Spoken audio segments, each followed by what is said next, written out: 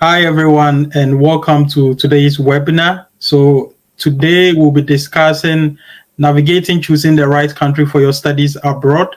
So assuming you are thinking of pursuing your studies abroad and you are looking at the factors that could influence your decision as to which country to pursue your masters, I believe this discussion can give you some inputs and will help you make the right decision. So without further ado, let's go into the introduction. So we will start with Emmanuel Odum, senior man. So senior man mayor, can you please introduce yourself? Thank you very much, Ernest, and thanks to everyone that is watching and that would watch this video. We are grateful that you are joining us on this episode. My name is Emmanuel Odum, and I am, should I say, a former student of the University of San Francisco, where I pursued MBA, STEM MBA. Yeah, currently I'm on a job hunt, and I'm also equally working on a startup with my colleagues. So that is what I'm doing now. Thank you very much. Thank you very much, Emma. We are very honored to have you here today. So, Titi, I know you've been here before, so you don't have to, say much, same as Emmanuel, but it would be nice if you could, say something more about yourself. Sure. Hi, everyone, and welcome to Ernest's channel. My name is Titi, and I studied in Germany, and after my master's, got a job and working in finance. Happy to be here. Lovely, lovely. Thank you so much, guys, for joining us today. So in today's webinar, we'll start by discussing some questions so that as and when people join with questions, we can add them to the stage, or we can read their comments and then answer the questions right away.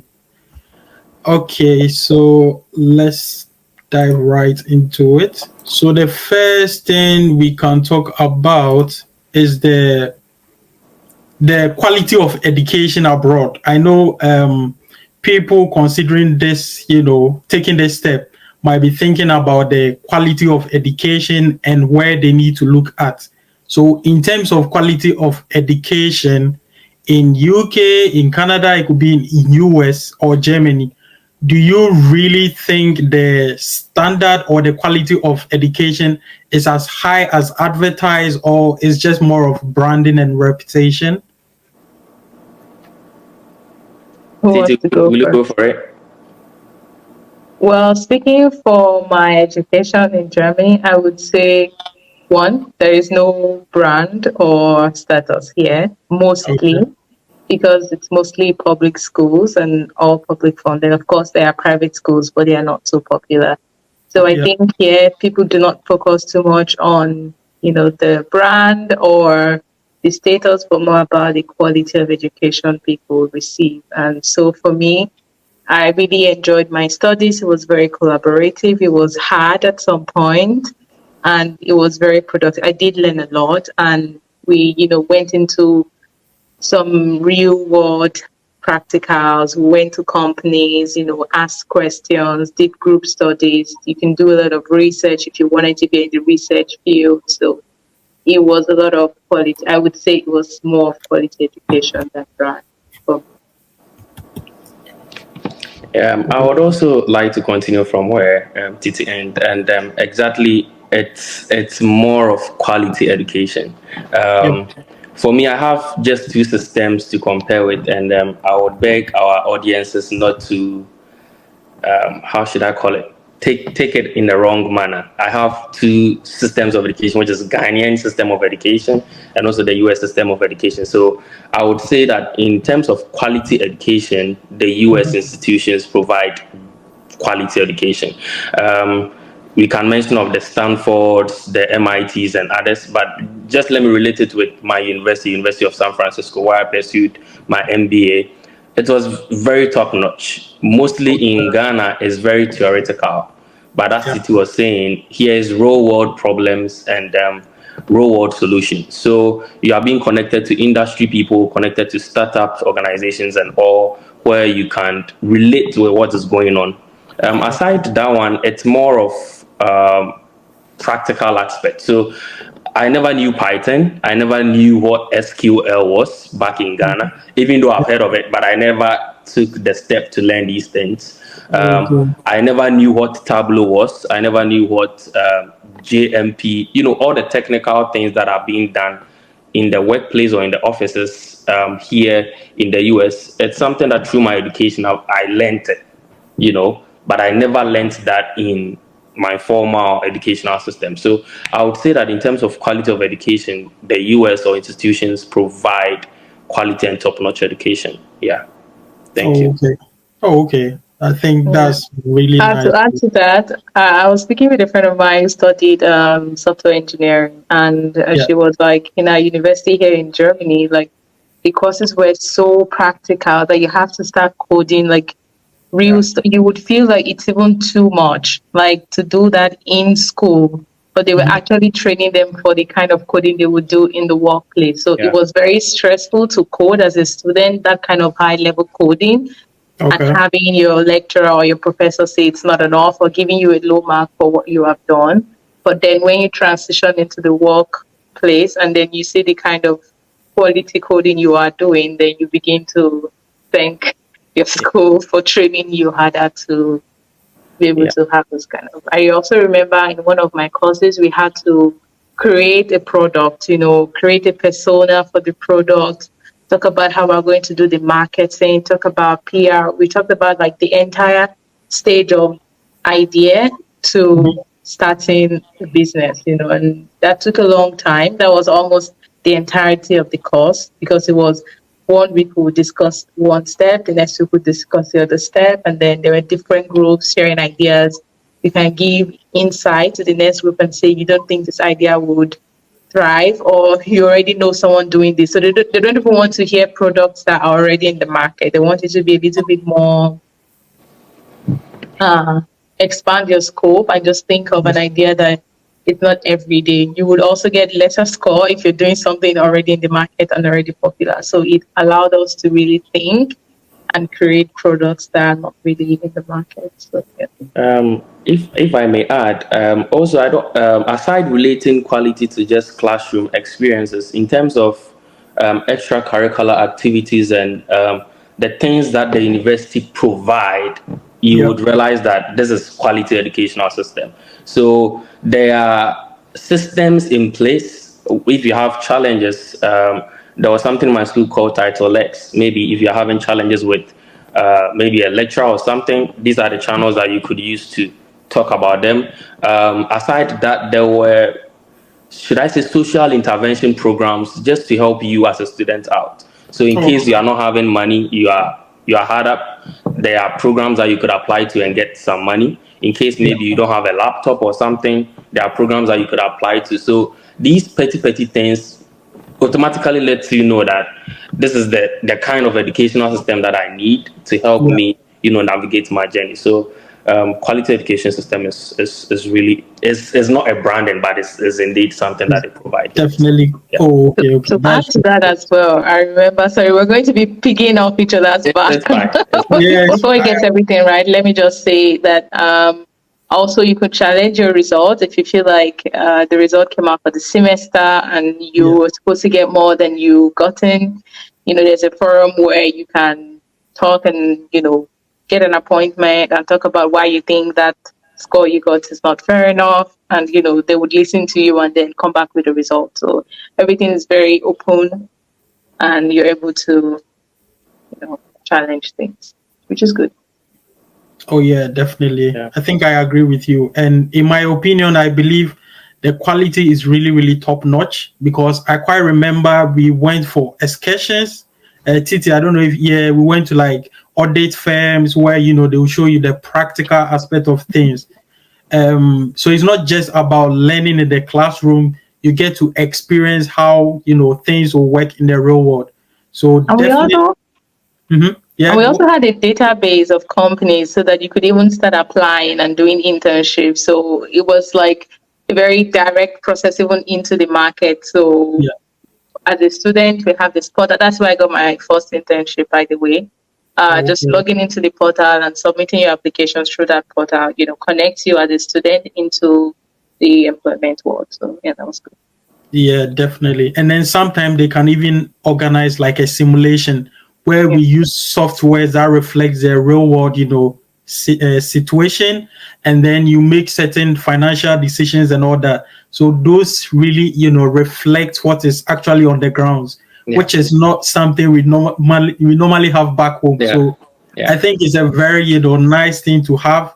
It gives you an in-depth understanding of whatever you are learning, or it makes you pick up things much more faster, as opposed to just learning theory. So I also believe the quality of education is really good. There was a time they gave us like a stock market competition with fake money in our Yeah, portfolios for us, yeah, because it's part of our course to trade. yeah, And then yeah, the group who makes the highest profit would also win a prize. Those are the kind of things we're saying, where if you wanted to work as a trader or an investment trader, you already have an idea of how these yeah, things work. So yeah, definitely. So I think, yeah, definitely, I agree with you guys. Okay, so we can move on to the next thing. So when it comes to rankings and prestige, I know in universities, rankings and prestige is a major thing. So do you guys think it really matters? And then it's actually more than the actual content and quality of education? Or in the country where you studied, ranking and prestige doesn't really matter. Whichever university you go, you'll be fine. Because I know in certain countries, you need to really, go to certain kind of university if you want to increase your prospects. So do you guys think it really matters in terms of prestige and ranking? speaking in the German context, I'm not sure it matters much. I'm sure that there are rankings. I did check some rankings before I applied to some schools as well. I know Yeah, that the university in Munich is almost leading that ranking for Germany. But in terms of actually getting a job, I'm not sure it matters that much. It didn't matter for me, I would say, and for many of my friends that I know.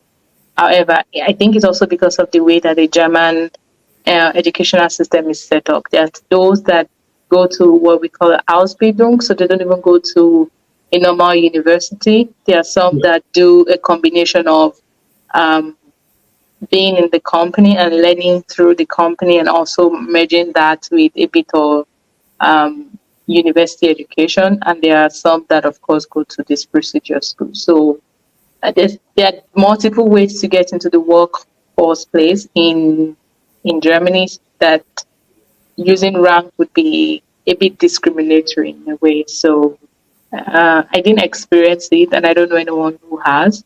So with the little information I have, or with the little experience I have, I would say that university rankings exist, but it doesn't matter much in terms of actually getting a job or entering the Yeah, job market.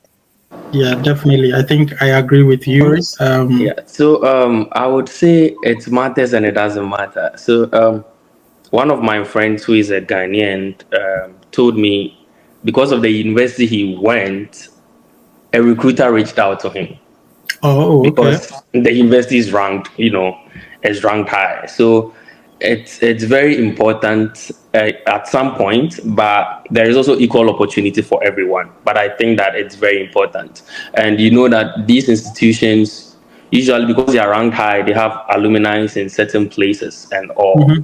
Yeah, and in the real world, there is a little bit of bias in everything that we all do, right? So yeah, if I am a recruiter and I find out that I attended Yale and a Yale University person needs a job, automatically I'll lean towards him a little bit, right? yeah, So or I'll give him an opportunity to come in for him to come and speak of his experiences and all. So I think that ranking helps, but aside that, there is equal opportunity for everyone that if you want to get a job or anything that they provide. So ranking is very important to me. I think so. oh, okay. Oh, Yeah. okay. Yeah. Then I think it's a very, different. How do I even put it? It's very different in both countries, because Hmm. in Germany, it doesn't really matter the university Okay. you went to. As No. far as you completed with, I would say with a good grade, then Okay. you have high prospects of, getting something really good. Okay. They are not very keen on ranking, and it also depends on your expertise or experience you can bring on board, not just having the education or having fancy, university degree. So in Germany, the emphasis is more on experience, Yeah. but And it's, don't get me wrong, I'm not saying the US does not do all those things, but I'm just trying to say that there's a little bit of it matters bias more. in these Yeah, things. Yeah, yeah, so it matters. Yeah. But yeah. all that you are saying to takes place in the US, I'm sure. Yeah, Definitely, sure. definitely. Yeah, for sure. Yeah. But then in Germany, it's normally not the case. Yeah, in terms Okay. of prestige and ranking. Okay. Not Okay. at all. Come again? I said not at all. No, no, not at all. Not at all. So we Okay, can so now move on to the next thing, which is the cost and value for money in terms of schooling abroad.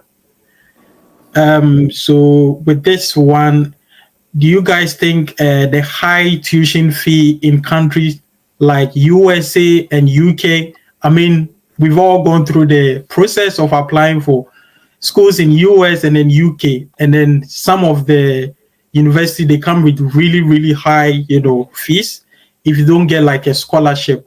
Do you guys think they are equally valuable education as opposed to countries like Germany where the tuition fee is less?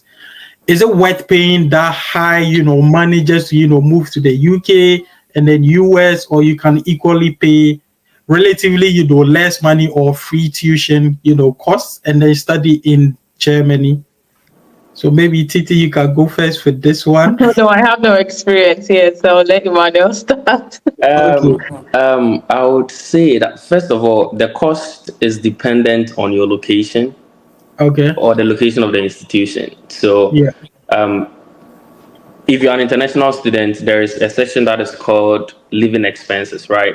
So if you are in California, expect that the cost or the bank statement and the fees and all that they are requiring will be much more expensive than in Ohio or Kentucky, Okay. right? So it's basically, I don't know what I got your question right, but it's basically dependent on the location in the state and how the cost portion goes around it. Most institutions provide scholarship opportunities, assistantship, and all to students to help them pay for the tuition fee and all that they need. So the cost, I would say, is basically dependent. I don't know whether I got the question right, and I'm not drifting away from it. But the cost is mostly dependent on the location of the university. That is what I would say. And value for money, surely you are going to get the value for money. So with the earlier things that we spoke about, the quality of education. Yeah. If I paid that said amount of money and the experiences that I went through, I was always telling my lecturer, you guys in the classroom, you don't know how this whole educational experience has really helped me, because there were certain knowledge that I didn't have that through this education I have them now.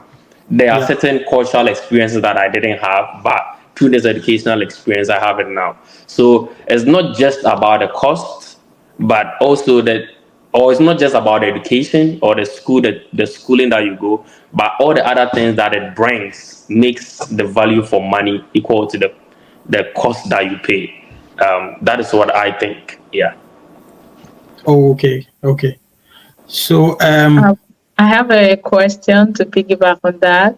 So yeah. why do, I mean, of course, I haven't been to the US and I didn't study in the US, but you see in movies, the normal thing is a lot of people get into debt to get a collect degree, and Yeah. there's a lot of student loan debt afterwards that they carry. You hear some ridiculous amount, Hmm. 200,000, 300,000. So where does that come from? If everything is majorly, I'm not sure you can, if you can, it would be good to, shed some light on it, but I don't know if you have that experience. But it always baffles me when I hear this huge amount of student loan debt that people have and take into the outside world, into the workplace.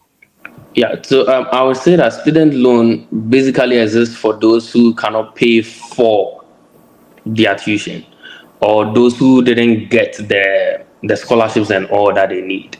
And I think that in terms of student loan, most Americans, even not international students, but most Americans, everybody, because in Africa, like your dad will pay for. I'm not saying these parents are not doing it for them here in the States, Yeah. but in Africa, it's a common thing that I'm just going to school. My dad is paying everything. If I get a scholarship or not, my dad takes care of it, and it's kind of their responsibility. Here is their responsibility, but some parents, because they all have their financial challenges that they are all facing, allows their kids to go for this kind of loan to just help them out.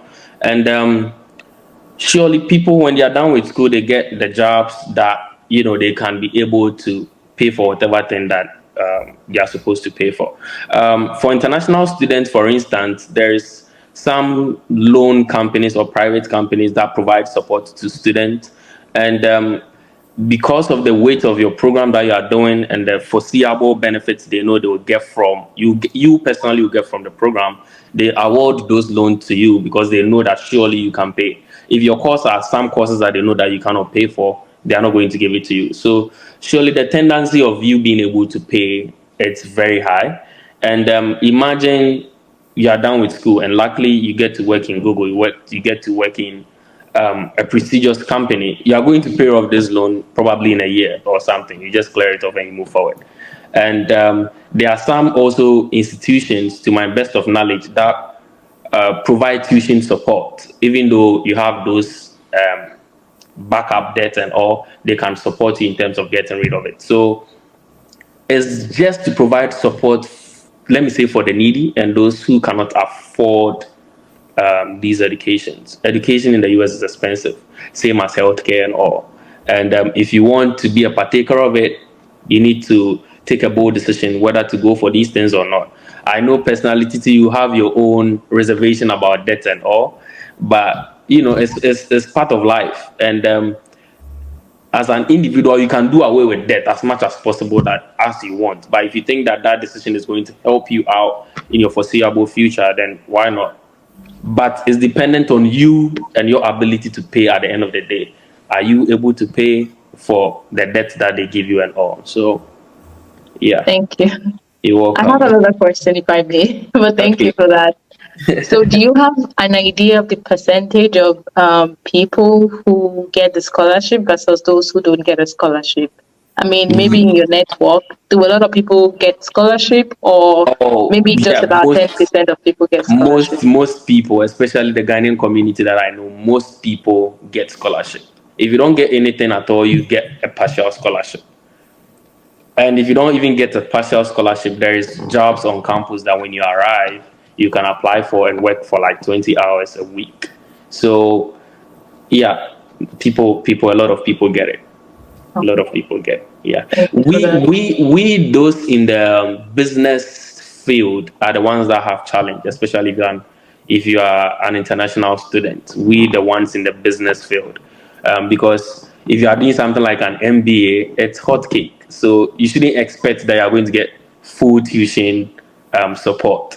If you are doing courses like IT, it's a hot cake. You shouldn't expect that you get full assistance. If you get it, praise be to God. If you don't get it, the decision is up to you whether you want to take something else to support you or you just ignore and live your life as you want to live it. It doesn't matter for you to school, right?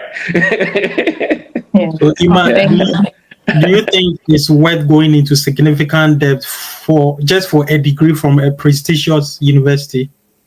Wow. It's in two forms. It's not and it is. So yeah, it's not because personally I don't want debt. It's not a good thing. If you wanna grow, debt pulls you back. So it's not a good thing. But people too will tell you that debt helps a lot, especially those in the business field and all. There is no businessman within his portfolio that does not have debt. It exists. They need it to propel themselves. They take it, they pay back, and they move forward. Depends on the interest rate. Yeah. Where you find that, but let's not get there. Yeah, interest rates, in the US, I think for now, averagely will be around 7% or something. That is average in my best of knowledge, but let me check. And I think, it's also tax deductible if you have it's also tax deductible. And so that's one of the advantages. Okay, we have one question here. So this person is called Idahosa. I hope I mentioned the name correctly. Idahosa. She said, I don't know if it's a he or she, but then the person said, is it true that when you study in the USA, you can get citizenship right away? So I think Mayor. It's absolutely not true. Okay. So anybody who is telling you that is kind of throwing dust into your eyes. But in recent political arena, Mm-hmm. people like Trump and even who is from the Republican side and even the Democratic side, Yeah. they are proposing that when because the best brains usually leave after the studies and all, they want to keep them. So they are proposing that maybe they give them pathway to citizenship, not like citizenship, like getting a green card so that you can work and all those kind of things. So it's something that they are talking about. But as it is now, there is no existing law that says that you get citizenship right away. It doesn't exist like that. So I'll tell people that the US is in the course that you're applying to study, there is one called STEM program. So the last time we discussed about it, the STEM, Yeah. when you're done, you have some years to work in the US. And if you did a normal program, you just have an OPT for 1 year. So dependent on the route that you take and at the end of the day what you get. So if you have an OPT and you get a good employer who wants to sponsor you after school, that is it. The employer can help you out through the process. If you have STEM too and you get an employer who wants to help you, the employer can help you out. But there are so many pathways to citizenship or pathway to getting a green card. Let me not say citizenship. Getting a green card. There is now EB2, which most Ghanaians are, if you go on the internet, most Ghanaians are doing tutorials about it and all for people who are already here to get, should I say, working permit for like 5 years and more. And also, it leads you to a pathway of getting a green card. So there are so many ways to go about it. But as it is now, there is nothing that says that if you study in the US, you get citizenship. Yeah. So Okay. that is my Okay. answer. Okay. Thank you very much, And Mayor. back to the rates. So mortgage rate is like 6.38 averagely. Okay. Yeah. So let me say around 7%. If you want to get a loan or something from, it's around That's seven high. percent, 8%. Yeah, it's high though. But That's why you comparing should it to come to where I'm Germany. from, which you can pay like 21%, you are Yeah. better off. Yeah. That's why that's why your viewers should come to Germany. You still know there to come to school or to get the value for your money. Yeah. Of That is course, you that have is to that is pay. important.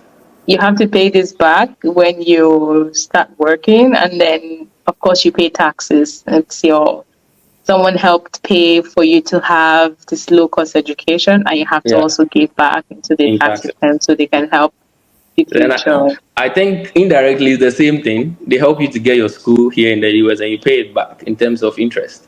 Yeah, but I prefer this way. I mean, as someone who is young and trying to build their life, the Mhm. worst thing you want to do is be soaked under this huge level of Yeah, debt without even, you haven't even achieved anything yet, and you're yeah, already, amassing all the debt you can. Even for the rich people who loan money, they already Yeah. have something, and then they hmm use that to leverage and get yeah. more money, right? But as people who are still starting and building their career, I don't even know what the future holds for them. I mean, even education is a risk on its own because you don't know how it will turn out. And then to go into debt trying to get that is sort of a sad story to hear, in my opinion.